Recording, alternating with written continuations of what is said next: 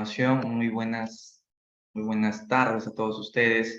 Este curso es historia, vamos a trabajar tanto la historia del Perú como la historia universal. El horario es los jueves de 6 a 7 y mañana de 7 a 9. O sea, una horita o ahora vamos a estar y 2 horitas mañana y completamos las 3 horas. Vamos a hacer una hora teoría, historia universal.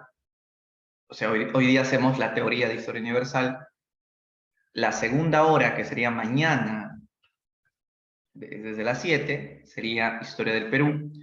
Y la tercera hora, que sería mañana, de 8 a 9, la vamos a dedicar únicamente a la práctica del material. Esa es la forma como he pensado. No se me ocurre otra mejor metodología para poder aprovechar al máximo nuestras 3 horas. Antes de empezar, y es necesario preguntarles, muchachos, ¿qué tal a todos? Buenas tardes los que me escriben. Espero que se encuentren bien. No sé si salen temprano, porque a mí me han dicho hasta las 7. Seguro que después de las 7 ya están libres. No lo sé. Supongo que sí. Quería preguntarles, ¿es la primera vez que están en una academia?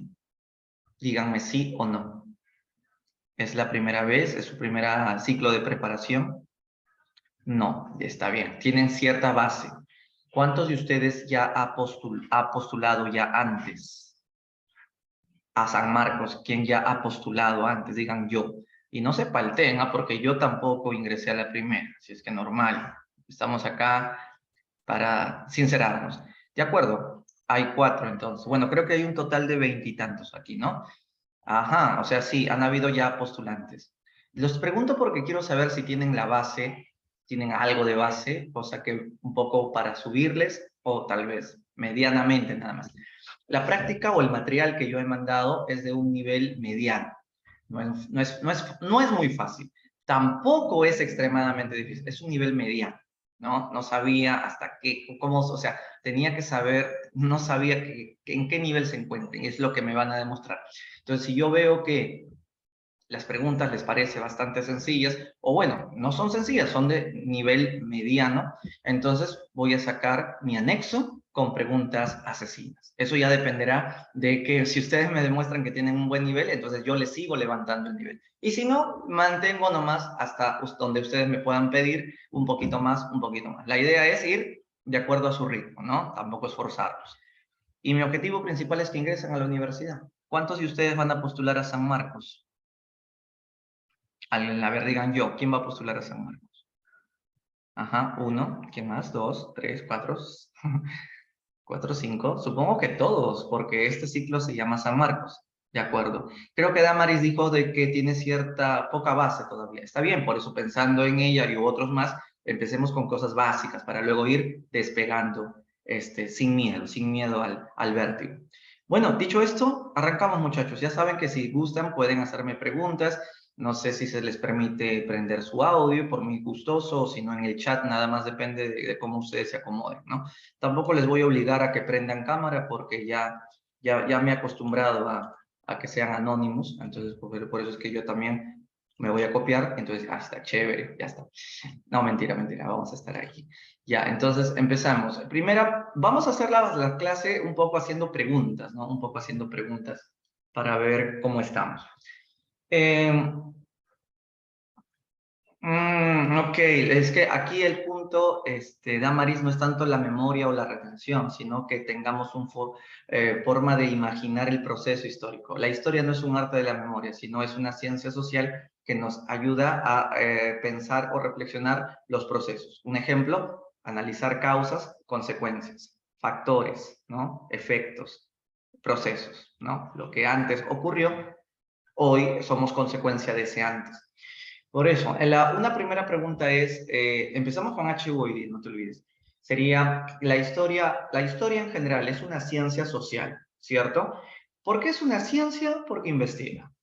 ¿Por qué es social? Porque lo que investiga son los hechos del pasado del hombre. Pero para entender esos hechos del pasado del hombre, se necesita hacer dos conceptos importantes. El proceso y el contexto. Entonces, dos importantes mecanismos. A ver, acá dónde está la para poder perdón, para poder subrayar, creo que no. Hay un lapicito para subrayar acá, pero creo que no me sale. No sé por qué no me sale acá. Ya no importa. Entonces, existe el proceso. El proceso es entender las causas y las consecuencias. Causa, a ver, dime cualquier tema de HU que te venga a la mente. Cualquier tema de HU que te venga a la mente para ver causas y consecuencias. Claro que sí, Damaris. Vamos a pasar toditito el curso. Te lo voy a pasar en PPTs. Lo importante es que lo leamos y lo tengamos. A ver, la Segunda Guerra Mundial, ¿de acuerdo? ¿Cuál es la causa de la Segunda Guerra Mundial? La causa. Ya, yo lo digo. La ambición de Hitler de revancha, ¿no? Claro. ¿Cuál sería la consecuencia de la Segunda Guerra Mundial? La Segunda Guerra Mundial sería la Guerra Fría, ¿no? La Guerra Fría, porque terminada la Guerra Mundial, nuevamente vamos a pensar en la posibilidad de una tercera guerra mundial, pero menos mal que no explotó y se llamó Guerra Fría. Algo muy interesante es que la historia no juega con una sola causa, tiene muchas causas. ¿Y a qué se debe? A que la historia no puede entenderse con una sola causa, sino varias causas, varios factores, varias consecuencias. Lo que pasa es que la historia es una ciencia que al investigar termina siendo varias interpretaciones. Y al hacer varias interpretaciones, ahí encuentras varias causas, varios factores, varias consecuencias. Por ejemplo, ¿por qué perdimos la guerra con Chile? Uf, ¿cuántas respuestas? Porque el presidente se largó a comprar armas y no volvió. Porque Bolivia, nuestra aliada, se fue en plena guerra y nos abandonó. Porque el coronel Iglesias firmó el Tratado de Ancón y entregó el territorio. Porque no estábamos unidos. Claro, eso sería varias respuestas. Claro, hay una que puede ser una respuesta más válida que las otras, pero las otras no significa que no sean respuestas. Por eso es que la historia interpreta. No es como las matemáticas que 1 más 1 son 2 y no hay otra respuesta que darle. Y ahí queda la ecuación, la suma. En historia puedes darle una interpretación y para eso existen los científicos sociales que se encargan de usar las fuentes para buscar esa interpretación, primero para buscar la información y luego con ello ya le dan la interpretación que consideren de acuerdo al criterio de lo que la fuente les está diciendo. Las fuentes de la historia son todos los objetos que brindan datos del pasado, sean las escritas, sean las materiales como los huesos, la cerámica, sean las fuentes orales como los mitos, las leyendas, o las audiovisuales como las grabaciones, ¿no? ¿Han visto alguna vez grabaciones de Alan García cuando era bien flaquito y bien joven? Esa es una fuente audiovisual. O una imagen de Hitler, no el actor, sino el verdadero Hitler, una película de blanco y negro, ¿no? Son fuentes audiovisuales. Y los historiadores investigamos documentos muy viejos, como estos documentos que vemos aquí. Y entonces, el historiador investiga y saca una interpretación de lo que lee. De eso se dedica. Una vez me preguntaron, profesor, ¿a qué se dedica un historiador? ¿A enseñar historia? No, el historiador no estudió 5 años la investigación para que termine enseñando historia, sino para publicar libros sobre temas que aún no se saben sobre la historia. O, sabiendo los temas, le quiere dar él otra interpretación. Por ejemplo, hasta la época de tus abuelitos, ¿qué se decía del por qué se rebeló Túpac Amaru? Que se reveló porque él fue el primer precursor de la independencia y todos estudiaron así los libros de historia. Pero desde que tú has nacido, ya hay una nueva interpretación, porque gracias a los historiadores hoy se dice que no, mentira, Túpac Amaru en ningún momento quiso proclamar la independencia, así es que está mal decir que él es el precursor de la independencia. Él se rebeló contra el aumento de impuestos que había dejado las reformas borbónicas. Y también por otras razones más, ¿no? Porque no le querían reconocer su título de Inca, ¿ok? La diapositiva antes de la imagen para tomar captura. Carlos, te voy a pasar todas las PPT y todos los PDFs. No me pidas regresar porque si no el tiempo se nos va a ir, 1 hora se pasa rapidísimo, ¿de acuerdo? No te preocupes, Carlos. No se estresen, toda la información la van a tener. Entonces, una más. ¿Cómo podemos dividir la historia universal? La historia universal se divide en edades. La edad antigua, media, moderna y contemporánea. Una pregunta. ¿Qué tuvo que inventarse para que recién empiece la historia? ¿Alguna idea? ¿Con qué invento se considera que se inicia la historia? Con la escritura, correcto, con la escritura. Eso significa que antes que se invente la escritura no había historia. Entonces, ¿cómo se le dice a lo anterior a la escritura? Pues prehistoria. Entonces, la historia empieza con la escritura. La Edad Antigua es la época de las culturas, Egipto, Mesopotamia, Grecia, Roma. La Edad Media es la época donde el sistema feudal se consolida, ¿no? Las cruzadas, el feudalismo, el imperio carolingio, el imperio bizantino, ¿no? Los árabes. La Edad Moderna es cuando ya descubren América, ¿no? El humanismo, Lutero, la Ilustración, la monarquía absoluta regresa. Y la Edad Contemporánea arranca con la Revolución Francesa hasta la actualidad. Esta división que hace Cristóbal Keller es muy criticada. ¿Saben por qué? Porque, pregunto, ¿cuál es el continente que principalmente todo libro de historia universal se centra? ¿En qué continente principalmente se centra la historia universal? En Europa. Por eso es que es muy sesgada, por eso es que esta es una grave crítica, porque la historia universal no tiene nada de universal, debido a que es eurocéntrica. Entonces, debería de existir la historia universal, pero que todas las continentes estén equilibradamente analizándose la historia. Todo libro de historia es España, Francia, Alemania, Inglaterra, España, Francia, Alemania, Inglaterra, y de vez en cuando Rusia, de vez en cuando América, cuando le roban algún oro, pero ahí queda, ¿no? África casi nada, excepto cuando en el siglo XIX Inglaterra invadió África. Entonces, esa es una crítica a Keller. Bueno, dicho esto, nos metemos al tema de fondo, porque lo primero era la entrada, ahora está el segundo, o sea, el plato de fondo. Vamos con el tema de hoy, el origen del hombre. ¿Quién fue el primero de nosotros y cómo apareció?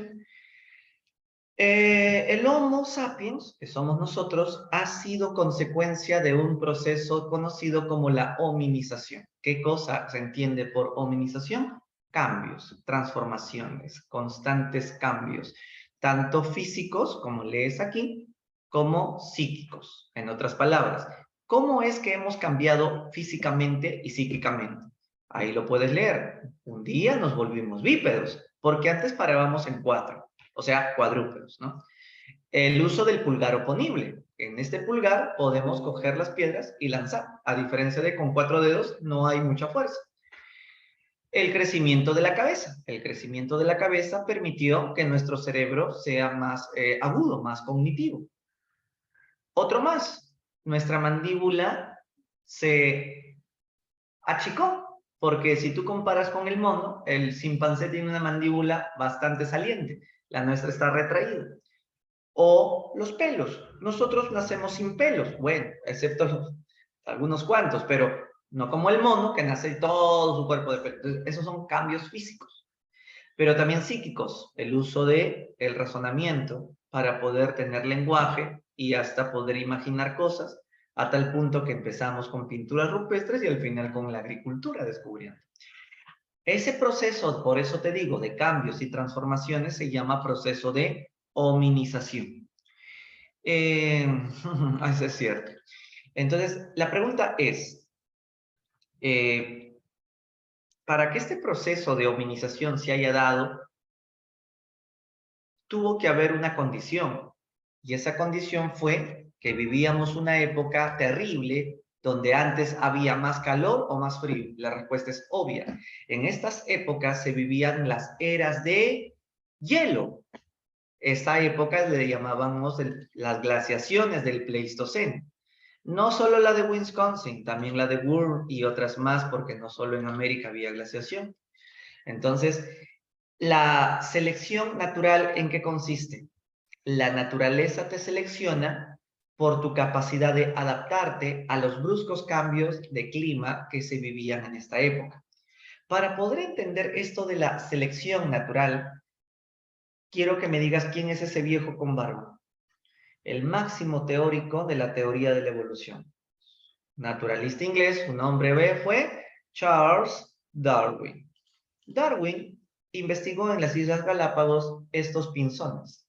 Es un pajarito que hasta 13 tipos de pinzones encontró. ¿Por qué 13 variedades? Cada uno tenía un pico diferente, 13 picos diferentes.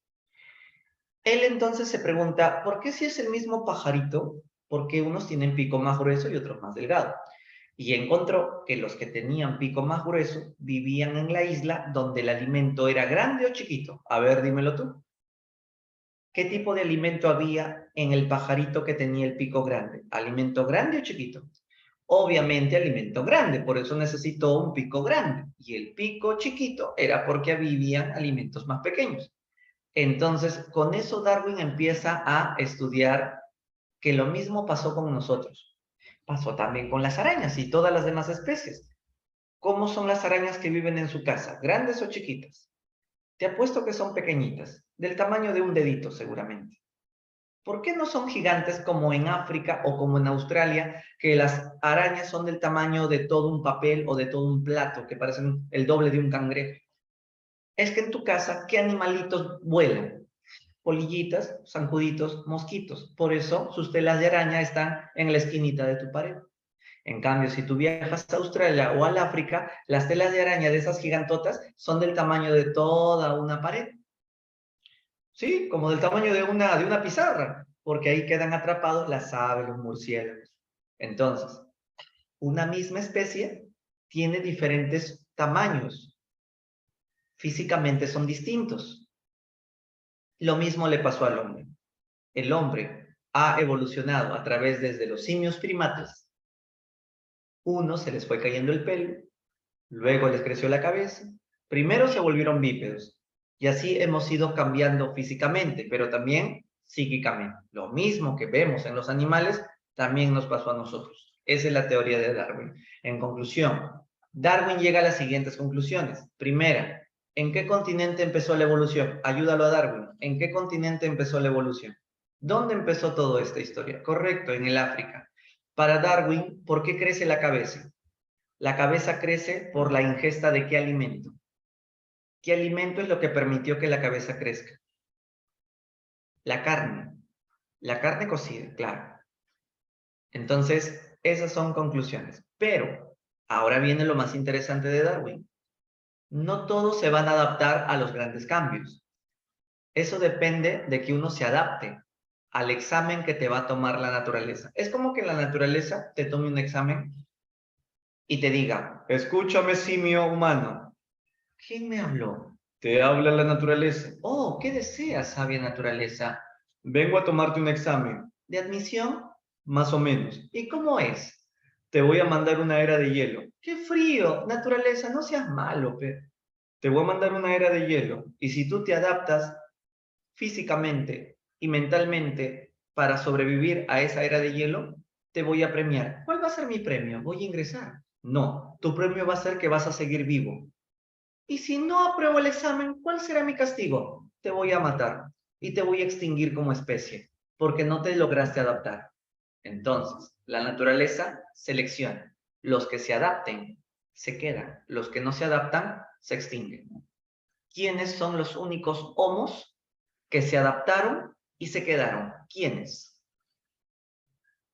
Nosotros, los Homo sapiens. ¿Quiénes no se adaptaron y jalaron el examen? El Australopithecus, el Homo habilis, el Homo erectus, el Neandertal. No se adaptaron. Por eso hoy no existen. Entonces, ese sería el por qué unos se quedaron y otros no se quedaron. ¿Ustedes se adaptaron a la pandemia o no? ¿Se adaptaron a las clases virtuales o no? Claro que se han adaptado, por eso están aquí. ¿Sabías que muchos no soportaron las clases virtuales y necesitaron desesperadamente presencialidad? Entonces, ellos no podían estar en su casa encerrados, no soportaban más el encierro. Entonces, algunos se adaptan y otros no se adaptan. Algunos son casos trágicos. Algunos se suicidaron porque no soportaban el encierro. La pandemia fue una especie de selección natural también. Nosotros somos sobrevivientes de la pandemia. Entonces, así es como nos hemos quedado. Muy bien, vamos ahora a hablar de... Un segundito, sí, un segundito. Ah,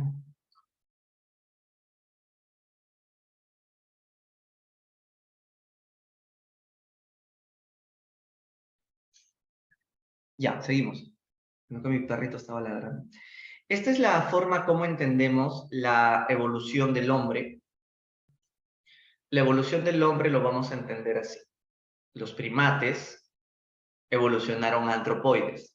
Los primates son nuestros primos, por eso el nombre. Son unos simios del cual no venimos directamente, sino de manera indirecta. Entonces, son unos simios que ya no existen, no existen. Ellos se volvieron antropoides. Luego ellos fueron en varias ramas. Una de estas ramas eran los hominoides. Y luego de los hominoides, un rato va a salir, ¿eh? Los hominoides, tuvieron dos ramas más, los homínidos y los póngidos. A ver, ayúdame. ¿Nosotros de cuál vendríamos? ¿De los homínidos o de los póngidos? Pues nosotros vendríamos de los homínidos, por supuesto, porque los póngidos y los gorilinos son ellos, ¿no? Nuestros amigos, gorila, chimpancé y orangután. Nosotros no venimos de ellos. Nosotros venimos de los homínidos. Algunos le llaman homínidos. Y los más famosos homínidos son los homos y los australopithecus. Bueno, está más de decirles, nosotros venimos de cuál de los dos, de los homos o de los australopithecus. Nosotros venimos de los homos. ¿Qué pasó con los australopithecus? Se extinguieron. ¿Se extinguieron? Sí. ¿Y por qué? Porque no comían carne. Y como no comían carne, su cerebro nunca creció. En cambio, como nosotros sí teníamos consumo de carne, nuestro cerebro creció. ¿Y qué pasó con gorila, chimpancé y orangután que se fueron por otras ramas? Todavía existen. ¿Y se parecen a nosotros? ¿Tú qué crees? ¿Chimpancé, gorila y orangután se parecen a nosotros? ¿O no? Sí se parecen. ¿En qué? Un poquito, pero ¿en qué? En cara no lo creo. En pelos menos. Nos parecemos en el ADN. El 95, no, miento. Cuando se le ha sacado sangre a un chimpancé, el 98.5% de su ADN lo tiene el humano. Alucinante, ¿eh? Solo por un 1.5 el chimpancé no es humano. Por eso son nuestros primos.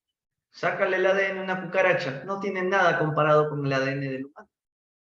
Entonces, el detalle es que ellos se han quedado en nuestros árboles.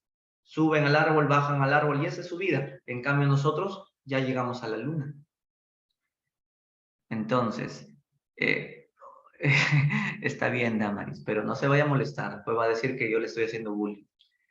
Vamos a conocer algo incurioso. ¿Qué tienen en común los homos con los australopithecus? Lo que tienen en común homos con australopithecus es que ambos ya eran bípedos. ¿Saben qué cosa es la bipedia? Claro, profe, cuando se levantan y caminan en dos. Esto ocurrió en la sabana africana. ¿Por qué se levantaron? Antes eran cuadrúpedos. Lo que motiva a que se levanten es porque habían visto un león. Profe, pero pueden esconderse en este árbol. Este árbol de suerte ha sobrevivido, pero África no tenía árboles. ¿Y por qué no? Porque la parte oriental de África se secó. Eso se llamaba la sabana africana. Y la parte occidental, no, ahí sí había árboles. Y entonces, ¿por qué no se iban a la parte donde sí habían árboles? Adivina por qué no se podían ir los que vivían acá a vivir acá. ¿Por qué no se podían ir los de Oriente hacia Occidente de África? Si acá no había árboles y acá sí había, ¿por qué no podían irse? Porque esta raya roja era una falla geográfica que no les permite pasar al otro lado. ¿Quieren ver la falla para que se asusten? Alucinante, no puedes pasar. Se llama la falla del Rif. Debido a esta falla, lo que pasa es que hubo un superterremoto que generó que África se partiera en casi dos Áfricas. Hasta ahora la falla existe, eso es una foto actual. Entonces, como los que se quedaron en el África oriental era una sabana, su desesperación por ver si el león está cerca causó que se levanten. Entonces, ahora ya eran bípedos. En otras palabras, la bipedia fue consecuencia ¿de qué? De la desesperación por sobrevivir, por un tema de seguridad. Hay otra teoría. La bipedia surgió para que cuando camines, el aire pueda darte a la barriga y a la espalda y te refrigere, porque el África es un calor horrible. En cambio, mira, imagínate que tú estés en pleno calor a 104. ¿Dónde vas a terminar con la piel sumamente roja? En la espalda. Entonces, es un golpe de calor a la espalda, es complicadísimo, ¿no? Mejor soy bípedo y formo una sombra desde mi cabeza y me aireo mejor. Otra teoría, la bipedia surgió para que el macho enseñe su órgano genital a la hembra, la atraiga sexualmente y se reproduzcan, lo cual es una teoría bastante lógica, ¿no? Porque si no nos reproducimos, nos extinguimos como especie. Entonces la bipedia también habría tenido una motivación de exhibición del órgano genital para que luego la hembra vea a todos los machos bípedos, compara y elegir. Bueno, es la ley de la supervivencia. Vamos a conocer a continuación a los homínidos más importantes. ¿Cuáles serán? Australopithecus y los Homos. ¿Qué tenían en común, te dije, los Australopithecus y los Homos? Dímelo, por favor, la palabra mágica, mirando estas huellitas. Que ambos eran, muy bien, bípedos. ¿Pero qué pasó con Australopithecus? Se extinguió. ¿Por qué se extinguió? No comían carne.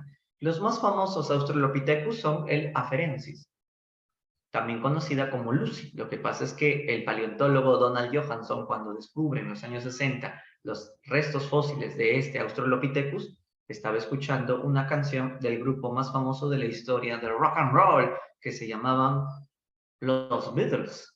Y justo la música que estaban pasando era de Lucy. Y entonces por eso la mujer de Lucy. Como ven, era bípedo. Eran vegetarianos, es cierto. Aunque también podían comer pequeños insectos o recolectar raíces secas, ¿no? Comían de todo, pero no eran cazadores, no tenían armas. Como ya sabes, por la otra rama de los Australopithecus aparecieron los Homo. A ver otra vez cuál era la rama. Ahí está, por atrás. Homos por un lado, Australopithecus por otro lado. Entonces nosotros venimos de los Homos. Y estos son los Homos más famosos. Tenemos el habilis, que es el que aporta con la herramienta. Él hace la herramienta. El erectus conoce el fuego. El neandertal entierra a sus muertos, aprende a enterrar muertos. Y nosotros, cuando ya éramos sapiens, aportamos con las pinturas rupestres. No olvidar, el Homo habilis hace la herramienta. ¿Para qué le sirve la herramienta de piedra? Para poder ser un cazador y cazar animales. El erectus con el fuego, ¿por qué le sirve el fuego? Para poder calentar su comida y que la carne sea más nutritiva y tenga mejores proteínas. Además, para defenderse de los animales peligrosos y para darse calor también en la noche. El neandertal, ¿por qué decidió enterrar muertos? Porque cree que después de esta vida existe otra vida. ¿Y esa otra vida dónde queda? En el cielo. ¿Y cómo podemos saber que ellos creían que la otra vida está en el cielo? Porque el cielo es misterioso. ¿Del cielo qué cosa cae? Agua. Escuchas ruidos, truenos, ves rayos, ves la luna, ves el sol. Eso es misterioso. Y entonces creemos que la otra vida queda en ese lugar que es, para empezar, inalcanzable. Por eso cuando se muera tu pariente, lo entierras para prepararlo para ese viaje. ¿Y por qué enterrarlo necesariamente? Porque la tierra también está viva, ¿o no? Claro, si la tierra estuviera muerta, ¿cómo explicas que debajo de la tierra nacen plantas? Está vivo entonces. Los incas le llamaban la Pachamama. Y nosotros, los sapiens, como ya teníamos un cerebro más agudo, cerrábamos los ojos y recordábamos todo lo que habíamos visto. Eso se llama imaginación y por eso lo expresaron en el arte rupestre. Más detalles del Homo habilis. El Homo habilis, aparte de la herramienta, usa el pulgar oponible que te dije para poder lanzar las piedras a los animales que hay que cazar. El Homo erectus es el primero, aparte que ya sabemos lo del fuego, el erectus es el primero que se fue a otros continentes. Porque el habilis sí permaneció en África, no se fue del África y tenía todo su cuerpo lleno de pelo. En cambio, el erectus decidió viajar al Asia, se fue caminando hacia Europa, sí, caminando por todo el mundo, excepto en América. América no llegó hasta que se volvió sapiens, recién ahí llegan a América. El erectus llega al Asia, llega a Europa, conociendo el fuego ya, ¿no? Y se le va cayendo el pelo. ¿Y por qué es importante que se le vaya cayendo el pelo? Para que cuando se canse de tanto caminar pueda sudar. Porque imagínate que no se le hubiese caído el pelo. ¿Cómo hubiese regulado su temperatura? Ya que no tendría los poros descubiertos. Entonces, gracias a que sudamos, no morimos de cansancio. A diferencia del perro que tiene que jadear con la lengua porque no tiene poros descubiertos. Y el otro es el neandertal. Aparte de que te conté que ya entierra a sus muertos, también tiene un lenguaje articulado. ¿Qué quiere decir lenguaje articulado, como estás leyendo ahí? Quiere decir que las palabras tienen varias sílabas. Un ejemplo, retoplicate. ¿Qué significará? La cosa es que estás viendo cómo varias sílabas están unidas. Profesor, ¿qué? ¿Y antes cómo hablaban? Onomatopéyico, una sola sílaba. ¿Cómo le dirían al agua? Tal como se le escucha. A ver, ¿cómo suena el agua? En una sola sílaba. ¿Cómo habrían llamado al agua porque escuchaban el sonido del agua? No sé, ¿qué piensas tú? Escríbelo. ¿Ni idea? Glue, pues glue, ¿no? Así suena, ¿no? Agua, agua, no. ¿Cómo va a sonar? Agua no suena agua, suena glue, o cuando le golpea suena plash, ¿no? Son onomatopéyicos, ¿no? A ver, cuando el Erectus conoció el fuego, curiosidad, quiero tocar el fuego. ¡Ah! ¿Qué voz reaccionó? ¡Auch! ¡Ay! Arr, ¿no? No sabemos qué voz habrán dicho, pero sí sabemos que era onomatopéyico. En cambio, Neandertal era articular. Y bueno, Sapiens, que como ya te dije, hace pinturas rupestres y también crea las llamadas Venus paleolíticas. ¿Qué es eso? ¿Ven estas mujeres hermosas? Son hermosas, ¿no lo creen? A ver, para los chicos, ¿son hermosas? Son estas mujeres. Son gordas, son rechonchas, grandes senos, enormes caderas, ¿no? Los hombres son los que crearon las Venus paleolíticas. ¿Por qué? Porque el hombre le celebra a la mujer su fertilidad. La mujer es la que sale embarazada. El hombre lamentablemente no puede quedar embarazado. Y por eso es que el hombre tiene ese sueño frustrado, ¿no? Ni modo. La mujer es la más importante. Por eso es que el hombre le celebra su fertilidad creando las Venus paleolíticas. Disculpe, profesor, pero yo que sepa, los hijos no vienen de la cigüeña. El hombre también es el culpable de que la mujer salga embarazada. Así es que, ¿por qué el hombre le celebra a la mujer y el hombre no se celebra a sí mismo? Lo que pasa es que el hombre no sabía que por su culpa su amiga quedó embarazada. Qué tonto, profe. ¿Cómo no vas a ver? No sabía. ¿Cuándo recién el hombre descubre su potencia? Ah, eso fue en el Neolítico. Pero en el Paleolítico que ahorita estamos viendo, no lo sabía. Por eso es que creía que la mujer, como arte de magia, sale embarazada, crea la vida, y por eso se le celebra haciendo las Venus paleolíticas. Dicho esto, vamos ahora a hablar de la segunda parte del tema de la creación, de la evolución humana. La prehistoria. La prehistoria es la historia antes de la escritura, ¿verdad? La prehistoria se divide en edad de piedra y edad de los metales, división que hizo el inglés Christian Thompson. La edad de piedra se subdivide a su vez en tres fases: paleolítico, mesolítico y neolítico. Existen tres paleolíticos: el paleolítico inferior, el paleolítico medio y el paleolítico superior. Mesolítico es uno solo, esta línea hay que borrarla porque se coló. Neolítico también es uno solo. El paleolítico es el único que tiene tres. Antes de que me olvide, hay que conocer un poco los años. No es necesario que memorices años, pero sí tienes al menos los básicos para que entres en espacio y tiempo. Pregunta: ¿hace cuántos años empezó la evolución humana desde el Paleolítico inferior con el primer Homo, el Homo habilis que vimos de la herramienta? Más o menos, ¿hace cuántos años arrancó esta historia de la humanidad hasta ser sapiens? El Homo habilis, el Paleolítico, empezó hace 2 millones de años. Ok, lo redondeamos, Ángel. 2 millones de años. Porque si dices 2.4, estarías jalando a los Australopithecus también, que ellos tienen hasta 4 millones de años. Pero redondeando la cifra para que sea fácil aprenderlo, 2 millones de años. Muy bien. Entonces, ¿y los dinosaurios hace cuántos años existieron en el mundo?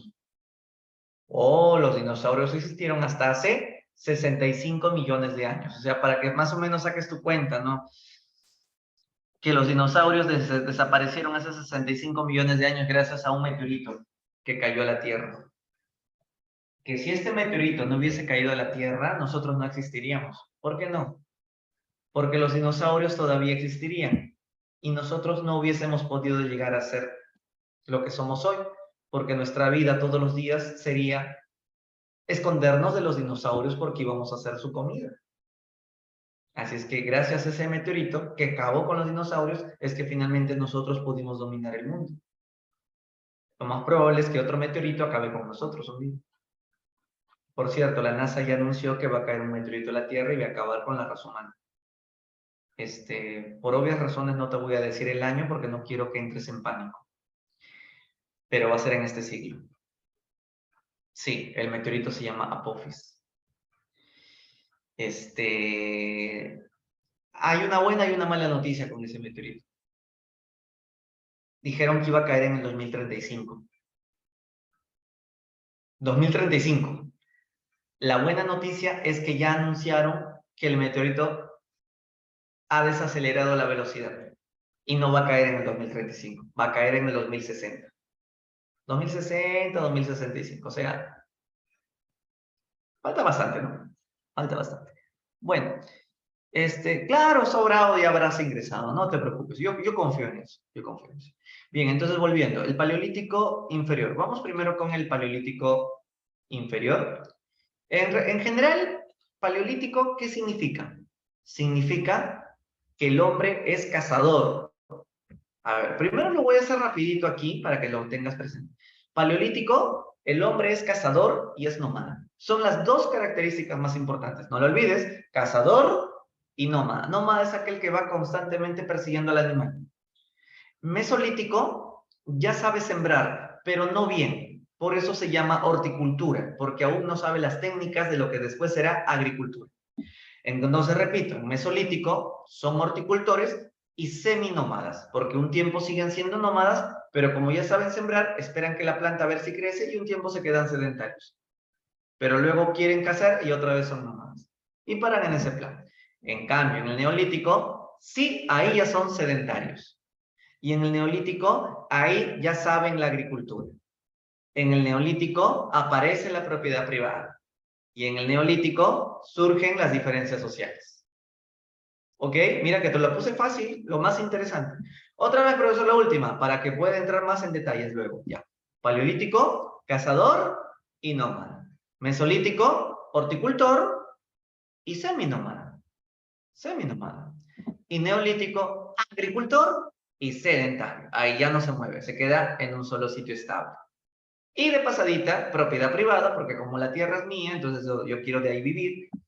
Y como hay algunos que van a mirar el cielo para ver cuándo va a llover, ellos serán más poderosos que los que no saben cuándo va a llover. Entonces ahí surgen las clases sociales. Hay que también tomar en cuenta que tanto en paleolítico, mesolítico y neolítico se usa la piedra. Por eso, lítico. Todo lo que es lítico es piedra. A diferencia de lo de los metales, que ya ahí sí, ya no usan la piedra, sino usan armas de metal. Cobre, bronce y luego hierro. Entonces, si esto ya les quedó más fácil de entender, ahora sí profundicemos más. El paleolítico es la piedra tallada. Tallada porque la hacen muy tosca con unas puntas así muy toscas. Está en talla de puro golpe para hacer punta por acá, punta por allá. Vamos a empezar con el paleolítico inferior. El paleolítico inferior lo representa el Homo habilis y el Homo erectus. ¿Te acuerdas que ya te hablé un poco de ellos? A ver, recuérdalo. El Homo habilis, ¿qué aportó? La herramienta de piedra. ¿El Homo habilis salió del África? No, se permaneció dentro del África. El Homo habilis es un representante del Paleolítico más antiguo, entonces, del Paleolítico inferior. ¿Qué otro Homo representa al Paleolítico inferior? El Homo erectus. El Homo erectus conocía el fuego, bueno, te explico el tema del fuego. Es el primero que se le empieza a caer el pelo a través de estas mutaciones constantes. Y es el primero, como también, y lo digo una vez más, que se fue del África y caminó a dos continentes y lo pobló, Asia y Europa. Se han encontrado esqueletos de Homo erectus en Asia, ¿no? El Pithecanthropus, el Sinanthropus, así les llaman. Entonces no olvides, el paleolítico inferior lo representa dos homos, el Homo habilis y el Homo erectus. Después del paleolítico inferior, ¿qué paleolítico viene? Ahí está, paleolítico medio. Y en el paleolítico medio, el Homo que lo representa es el Neandertal. Y como ya te había dicho previamente, los aportes de Neandertal, Recuérdalos nada más. Aprende a enterrar a sus muertos. El hecho de que sepa enterrar muertos le dice mucho. Dice que ya tiene un pensamiento de qué tipo. Un pensamiento de religioso. Pero no es una religión así, religión al 100%. No, digamos que son las primeras. Es una religión novata todavía, ¿no? Una religión muy vinculada a la naturaleza. ¿Y por qué no puede ser ya religión, profesor? Porque para que sea religión al 100%, tienen que haber descubierto la imagen del Dios que veneran. Y eso todavía no se ha encontrado. O sea, no creen todavía en un Dios. Pueden creer en cosas sobrenaturales. Por eso es que creen en la vida después de la muerte. La pregunta es, ¿cómo se les ocurrió creer en que existe una vida después de esta? ¿Se les ocurrió de la nada? Lo que pasa es que cuando las personas de la época ya empiezan a comer carne con el fuego, no solo es rico la carne, sino que puedes dormir profundamente porque tu estómago digiere bien, a diferencia de comer carne cruda y tu estómago no lo digiere y no puedes ni siquiera dormir toda la noche. Te despiertas por el dolor, los cólicos. Pero con el fuego la carne hace que el sueño sea placentero y por primera vez los homos sueñan cuando comen carne al fuego. Me está diciendo, profesor, que las personas no soñaban cuando no comían con fuego. Así es. Cuando uno come carne cruda es difícil que pueda soñar. ¿Tu perro sueña? Dime, ¿tu perro sueña? ¿Los perros sueñan? Profesor, ¿cómo voy a saber eso? Los perros sueñan. ¿Y cómo saben? ¿Nunca has tenido a tu perro en tu sofá durmiendo patas arriba y de la nada lo has visto que está moviendo su pata y la de atrás y tú piensas que está con epilepsia? No, está soñando. ¿Y sabes por qué sueña más? Porque tú le das el calentadito de la casa, porque es cocinado a fuego. Que si le das carne cruda, no te sueña. Tiene pesadillas, claro, mi Firulais también tiene pesadillas. Entonces, ¿con qué soñamos? Bueno, soñamos con cosas raras. Por ejemplo, ¿cuál es el sueño más raro que has tenido en tu vida? Volar, viajar a otros planetas, ir a otro mundo. Entonces, el lobo despierta asustado. Estuve en otro lado.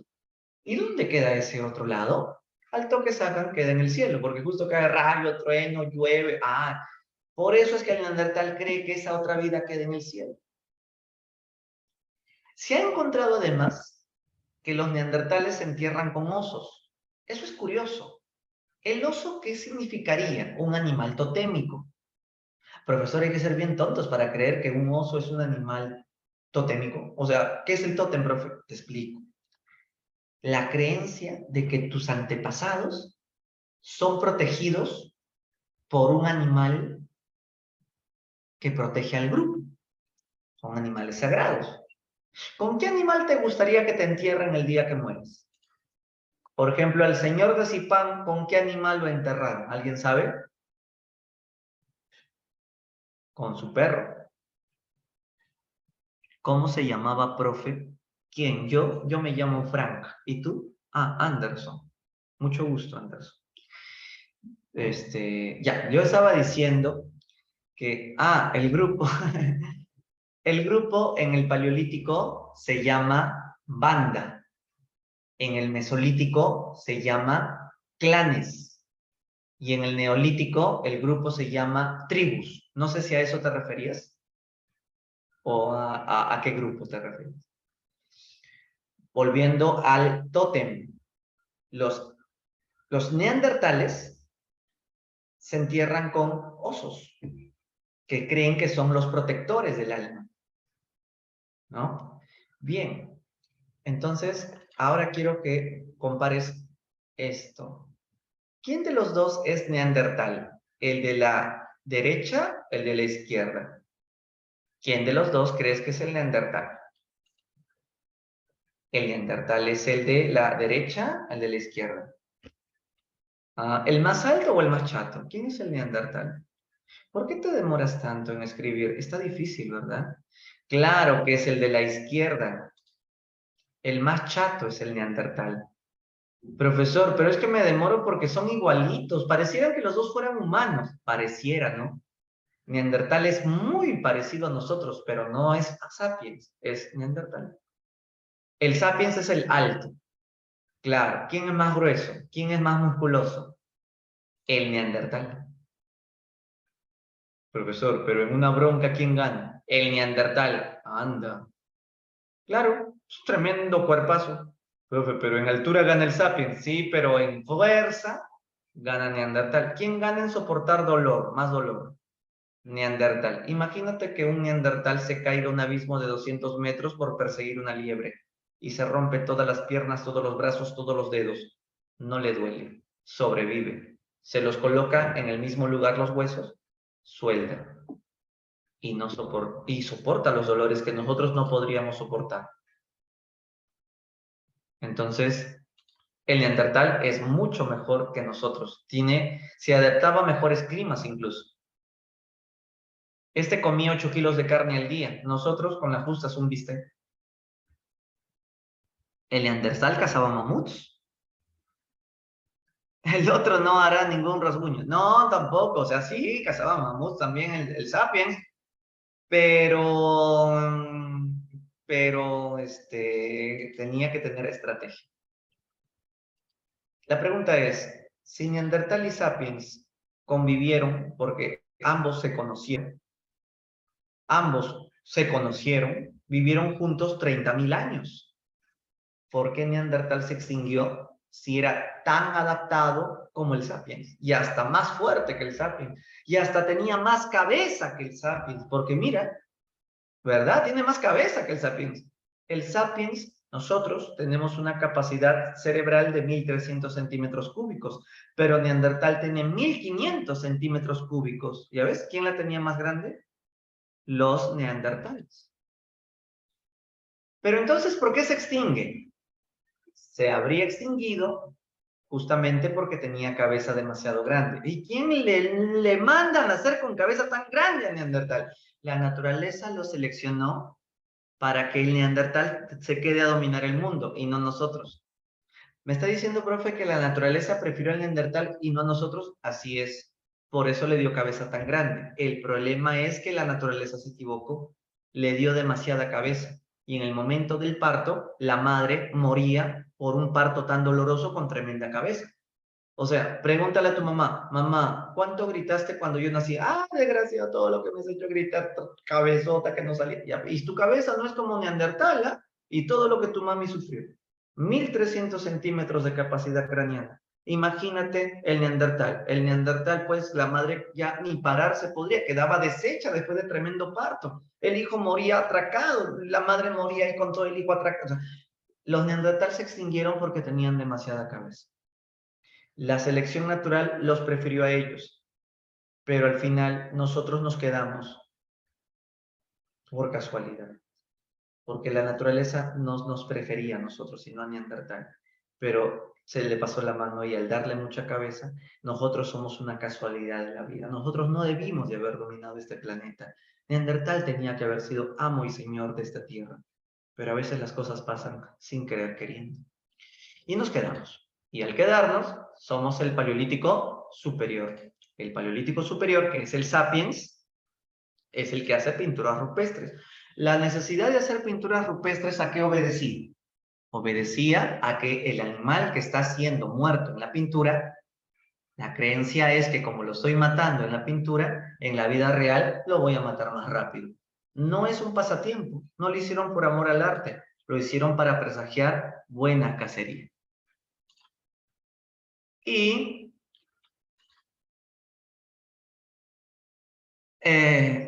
lo que pasa es que en el Paleolítico Superior las bandas se vuelven clanes.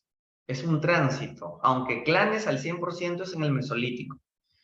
A ver, la pregunta que me haces, el matriarcado aparece en el Mesolítico, no en el Paleolítico. Ahorita te voy a explicar por qué en el Mesolítico. Primero quiero terminar Paleolítico Superior. Y entonces las pinturas rupestres para presagiar buenas cacerías y lo que también te había dicho, están las Venus paleolíticas para admirar la fertilidad de la mujer. ¿Te has preguntado por qué no se le puso ojos y boca a esta mujer o a ninguna Venus? No porque era difícil. Si pudieron hacer todo lo demás, ¿por qué no pudieron hacerlo? Lo que pasa es que ya no hay fertilidad del cuello para arriba, pues, ¿no? Solo hay fertilidad del cuello para abajo. Mira, senos, fertilidad. Vagina es fertilidad. caderas. Mientras más caderona la mujer, mejor, porque los partos serán menos dolorosos. Entonces, del cuello para arriba no les interesa a los hombres, solo del cuello para abajo. Es curioso, ¿no? Así es que ya saben, si ustedes lo primero que le ven a una mujer es del cuello para abajo cuando caminan por la calle, es porque se han quedado en paleolítico. Bueno, vamos al mesolítico. El mesolítico arranca hace 15.000 años. Y en esta época ya no hay la era de hielo. En esta época lo que predomina es el Holoceno. El Holoceno es cuando ya el planeta está más templado, hay calor, y entonces la población crece, se vuelven clanes, como lees ahí, y la mujer descubre cómo se siembra, la horticultura. Cuando la mujer descubre la horticultura, ahí sí podemos hablar de matriarcado. ¿Por qué? Porque como el hombre no descubrió algo tan importante como el sembrío, la mujer se siente más poderosa que el hombre. Además, la mujer, ¿cómo no se va a sentir poderosa si es que la mujer crea la vida? Y como repetía hace un rato, ¿no? Los hombres no se habían dado cuenta de su potencia sexual, el hombre se cree menos que la mujer. Pero cuando el hombre recién en el neolítico descubra su potencia sexual y además con el surgimiento de las guerras, el hombre vuelve a imponerse sobre la mujer. Entonces desde el neolítico es patriarcado y la mujer queda vetada como inferior. En el mesolítico entonces hay la horticultura, se domestican animales, se pesca, pero el mesolítico dura pocos años porque a los 10.000 surge, 9.000, 10.000 surge el neolítico con el gran aporte que es la agricultura. Y también tenían unas piedras más bonitas que se llaman piedras pulidas, usadas para la agricultura, no para la cacería, porque ya no cazan, es para la agricultura. Por ejemplo, piedras para moler granos o herramientas para hacer hueco a la chacra. Ese tipo de piedras es el neolítico. En esta forma de mapa donde se ve una media luna, me parece una media luna, es donde se han encontrado los hallazgos, o mejor dicho, las semillas más antiguas. Es la media luna fértil. Trigo, cebada, son los cultivos más antiguos del mundo. La agricultura aparece en el neolítico. La ganadería también. Entonces, la agricultura genera que la comida sobre o escasee. Obviamente, la comida sobra. Y si la comida sobra y a tu vecino también le sobra, por ejemplo, a mí me sobra mi cebada y a mi vecino le sobra el trigo. Qué aburrido comer todos los días cebada. Amigo, un poco de trigo y yo te doy cebada. ¿Cómo se llama eso? Fácil, trueque. Como ya son agricultores, se vuelven sedentarios. Y además hacen sus casas y también hacen enormes bloques de piedra llamadas megalitos. Lo más importante es la agricultura. Ahí están las casitas llamadas palafitos. Estas son las piedras pulidas para chancar granos o para la agricultura. Acá tenemos más. Estas, ¿no? Estas os. Se ve tecnología, ¿no? Por eso neolítico es piedra nueva, se ve la tecnología.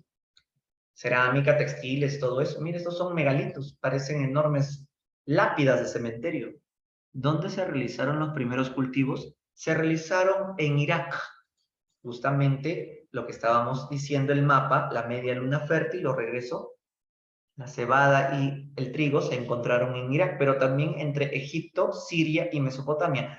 Irak más tarde se convierte en Mesopotamia, pero en realidad los cultivos más antiguos se han encontrado en el Medio Oriente, como es esta zona, aunque también se han encontrado en China e India, incluyendo Perú y México, solo que los más antiguos están aquí, en el Medio Oriente, media luna fértil, Irak, entre Irak, Egipto y Siria. Decíamos entonces que se han encontrado también ciudades, pero aún no se puede hablar de Estado. Ojo con esto. Esto ha sido pregunta de San Marcos el año pasado, en el último examen. Y todos volaron en esta pregunta porque aún está investigándose sobre esta enorme ciudad de Catalcuyú en el Neolítico. Lo que pasa es lo siguiente.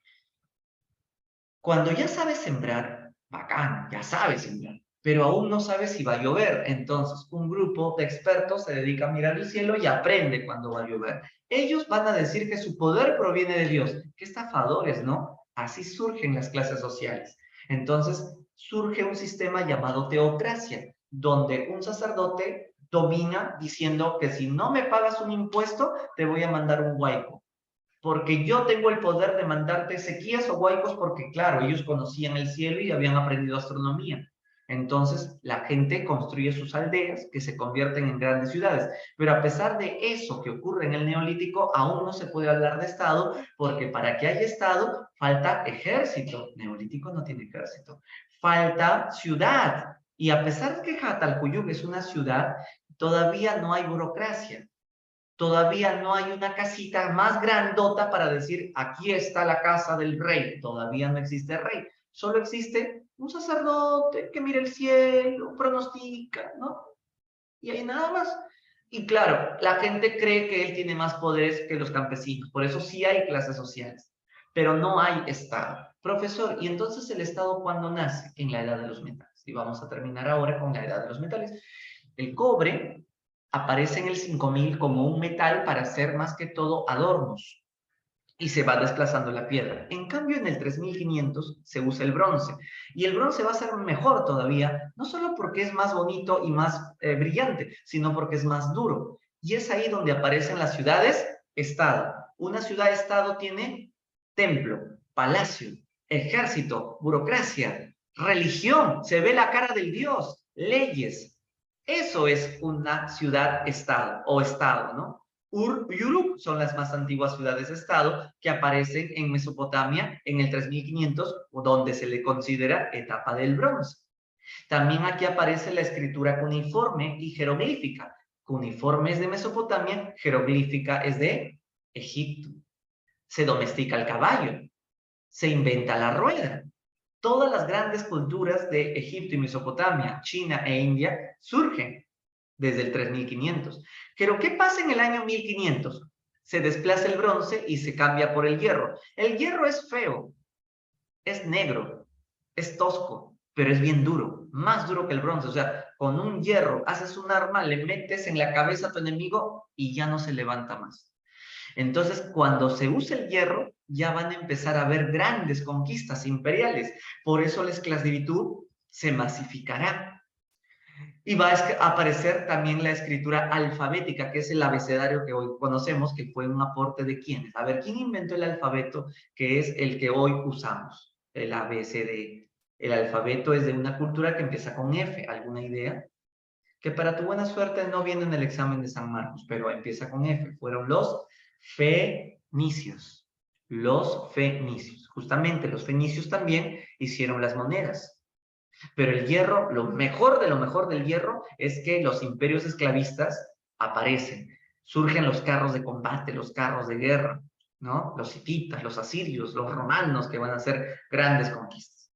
Entonces, es a partir, y con eso termino, de la edad de bronce, que se habla de la edad antigua, porque desde aquí ya vemos civilizaciones con estado, Egipto, Mesopotamia, China, India, Grecia y Roma, que empiezan usando bronce, pero esas mismas civilizaciones después usarán el hierro, cuando empiecen a conquistar territorios a partir del año 1000-1500 a.C.